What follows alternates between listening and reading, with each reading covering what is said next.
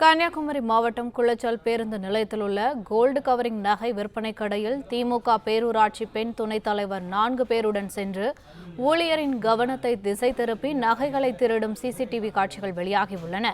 இதுகுறித்த கூடுதல் விவரங்களை எமது செய்தியாளர் கண்ணன் வழங்க கேட்கலாம். வணக்கம் கண்ணன், விவரங்கள் என்ன?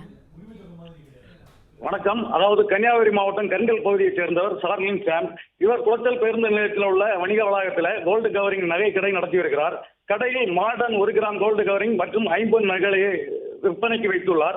இந்த நிலையில கடந்த 15ஆம் தேதி பொங்கல் பண்டிகை அன்று கடையின் பெண் ஊழியர் தனியாக இருந்த போது அங்கு வந்த 4 பெண் 1 ஆண் என 5 பேர் கொண்ட கும்பல் பெண் ஊழியரின் கவனத்தை திசை திருப்பி தங்கமுலாம் பூசிய 7 காப்பு, 14 தாலி சங்கிலி, 12 நீளமான சங்கிலி, 3 ஐம்பொன் செயின், 3 பிரேஸ்லெட் என சுமார் 1 லட்சம் ரூபாய் மதிப்பிலான நகைகளை கொத்து கொத்தாக திருடி கட்டை பையில் வைத்து எடுத்து தப்பி சென்றுள்ளது.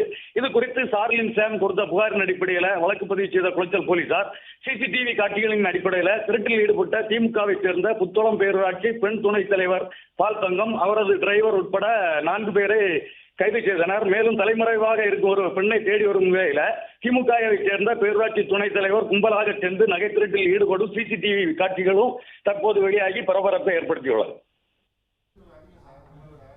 விவரங்களுக்கு நன்றி கண்ணன்.